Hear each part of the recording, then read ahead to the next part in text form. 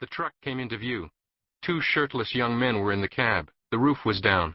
One of the boys was now standing up, pouring a sudsy can of beer over his chest and cheering. The truck, probably loaded with some poor farmer's currican or root crops, was rounding the bend at upward of 80 miles per hour, as fast as the groaning engine would go. American rock music from one of the island's powerful AM stations blared. The yelps and howls of merriment echoed through the night. They sounded like a pack of drunken hyenas, Shyam thought miserably. Penniless joyriders. They were young, wasted, didn't give a damn about anything. In the morning they would, though. The last time this happened, several days earlier, the truck's owner got a visit later that morning from the youth's shamefaced parents.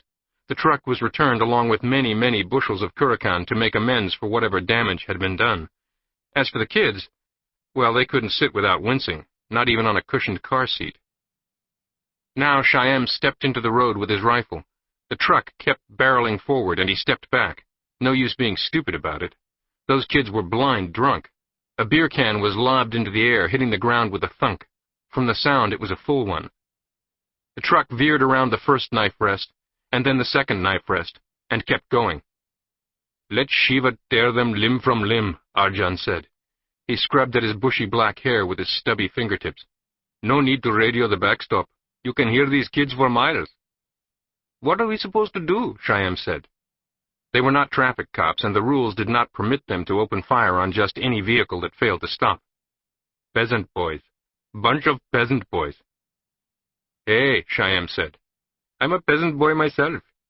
He touched the patch sewn on his khaki shirt. ARA, it read. Army of the Republic of Anura. "This isn't tattooed on my skin, all right? When my 2 years are up, I'm going back to the farm." "That's what you say now. I got an uncle who has a college degree. He's been a civil servant for 10 years, makes half what we do." "And you're worth every rupee," Shyam said with heavy sarcasm.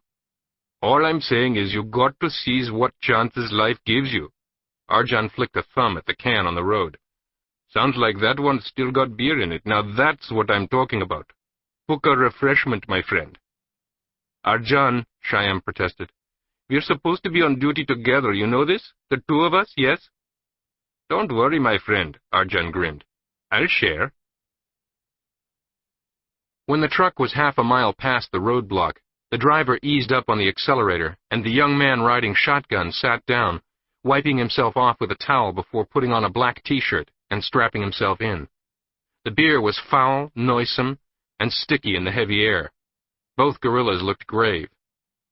An older man was seated on the flat bench behind them. Sweat made his black curls cling to his forehead, and his mustache gleam in the moonlight. The KLF officer had been prone and invisible when the truck crashed the checkpoint. Now he flicked the communicate button on his walkie-talkie, an old model but a sturdy one, and grunted some instructions. With a metallic groan, the rear door of the trailer was cracked open so that the armed men inside could get some air. The coastal hill had many names and many meanings. The Hindus knew it as Sivanolipatha Malai, Shiva's footprint, to acknowledge its true origins. The Buddhists knew it as Sripada, Buddha's footprint, for they believed that it was made by Buddha's left foot when he journeyed to the island.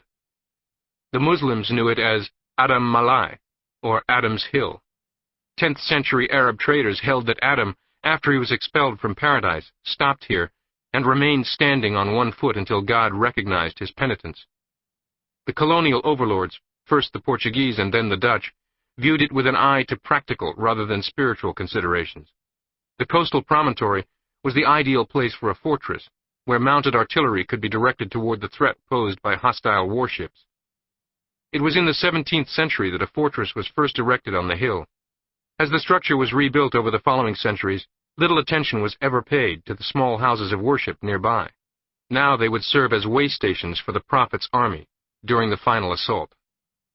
Ordinarily, its leader, the man they called the Caliph, would never be exposed to the confusion and unpredictability of an armed engagement. But this was no ordinary night. History was being written this night. How could the Caliph not be present? Besides, he knew that his decision to join his men on the terrain of battle had increased their morale immeasurably. He was surrounded by stout-hearted Kagama, who wanted him to be a witness to their heroism, or, if it should turn out to be the case, their martyrdom. They looked at the planes of his face, his fine ebony features, and his strong sculpted jaw, and they saw not merely a man anointed by the prophet to lead them to freedom, but a man who would inscribe their deeds in the book of life for all posterity. And so the Caliph kept vigil with his special detail, on a carefully chosen mountainous perch. The ground was hard and wet beneath his thin-soled boots, but the stone palace, or more precisely its main entrance, glowed before him. The east wall was a vast expanse of limestone, its weathered stones and wide, freshly painted gate bathed in lights that were sunk into the ground every few feet. It shimmered. It beckoned. "You or your followers may die tonight," the Caliph had told the members of his command hours before. "If so, your martyrdom will be remembered always. Your children and your parents will be sanctified by their connection to you. Shrines will be built to your memory. Pilgrims will travel to the site of your birth. You will be remembered and venerated always as among the fathers of our nation." They were individuals of faith, fervor, and courage, whom the West was pleased to scorn as terrorists. Terrorists! For the West, the ultimate source of terror in the world, this term was a cynical convenience. The Caliph despised the Anuran tyrants, but he hated with a pure hate the Westerners who made their rule possible. The Anurans at least understood that there was a price to be paid for their usurpation of power. The rebels had repeatedly brought that lesson home, written it with blood. But the Westerners were accustomed to acting with impunity. Perhaps that would change. Now the Caliph looked at the hillside around him and felt hope, not merely for himself and his followers, but for the island itself. Anura. Once it had taken back its own destiny, what would it not be capable of? The very rocks and trees and vine-draped hillocks seemed to urge him on. Mother Anura would vindicate her protectors.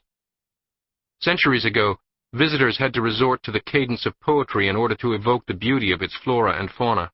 Soon, colonialism, fueled by envy and avarice, would impose its grim logic. What was ravishing would be ravished, the captivating made captive. Anura became a prize for which the great maritime empires of the West would contend. Battlements rose above the spice tree groves. Cannonballs nestled on the beaches among the conch shells. The West brought bloodshed to the island, and it took root there, spreading across the landscape like a toxic weed, nourished on injustice. What did they do to you, Mother Anura? Over tea and canapes, Western diplomats drew lines that would bring tumult to the lives of millions, treating the atlas of the world like a child's etch-a-sketch. Independence, they had called it. It was one of the greatest lies of the 20th century. The regime itself amounted to an act of violence against the Kagama people, for which the only remedy was more violence. Every time a suicide bomber took out a Hindu government minister, the Western media pontificated about senseless killings, but the Caliph and his soldiers knew that nothing made more sense. The most widely publicized wave of bombings, taking out ostensibly civilian targets in the capital city Caligo, had been masterminded by the Caliph himself. The vans were rendered invisible, for all intents, by the forged decals of ubiquitous international courier and freight service. Such a simple deception. Packed with diesel-soaked nitrate fertilizer, the vans delivered only a cargo of death.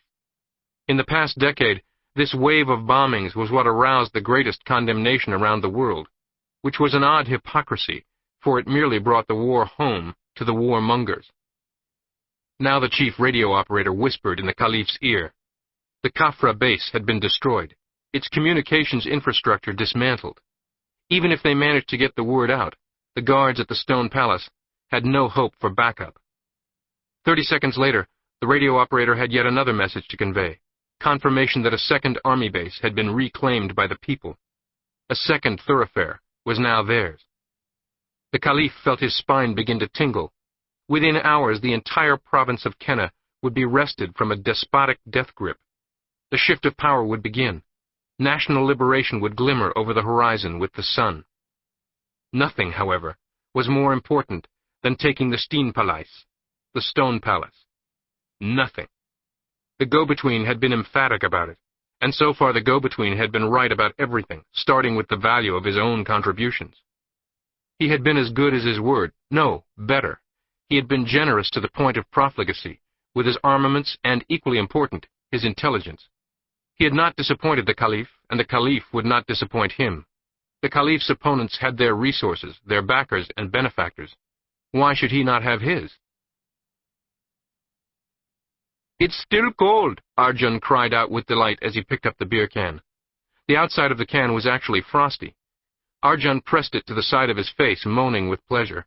His fingers melted oval impressions in the icy coating, which glinted cheerily in the checkpoint's yellow mercury light. "And it's really full?" Shyam said doubtfully. "Unopened," Arjun said. "Heavy with the health drink."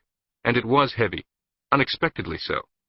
"We'll pour off a swig for the ancestors. A few long swallows for me and whatever drops are left for you, since I know you don't like the stuff." Arjun's thick fingers scrabbled for the pull tab, then gave it a firm yank. The muffled pop of the detonator, like the sound of a party favor that spews confetti, came milliseconds before the actual explosion. It was almost enough time for Arjun to register the thought that he'd been the victim of a small prank, and for Shyam to register the thought that his suspicions, although they had remained at the not quite conscious level of vague disquiet, had been justified. When the 12 ounces of plastique exploded, both men's trains of thought came to an end. The blast was a shattering moment of light and sound that instantly expanded into an immense fiery oval of destruction. The shockwaves destroyed the 2 knife rests and the wooden roadside booth, as well as the barracks and those who slept there. The pair of guards who were supposed to have been on duty as backstop at the other end of the roadblock died before they awoke. The intense, momentary heat caused an area of the red laterite soil to crust into an obsidian-like glass, and then as quickly as it arrived, the explosion, the deafening noise, the blinding light, vanished, like a man's fist when he opens his hand. The force of destruction was fleeting, the destruction itself permanent. 15 minutes later, when a convoy of canvas-topped personnel carriers made its way through what remained of the checkpoint, no subterfuge would be necessary. There was an irony, the Caliph realized, in the fact that only his adversaries would fully understand the ingenuity of the pre-dawn onslaught. On the ground, the fog of war would obscure what would be obvious from far away, the pattern of precisely coordinated attacks. The Caliph knew that within a day or so, analysts at the American spy agencies would be peering at satellite imagery that would make the pattern of activity as clear as a textbook diagram. The Caliph's victory would become the stuff of legend. His debt to the go-between, not least at the insistence of the go-between himself, would remain a matter between him and Allah. A pair of binoculars was brought to the Caliph, who surveyed the honor guards arrayed before the main gate. They were human ornaments, an accordion of paper dolls, another instance of the government's elitist stupidity.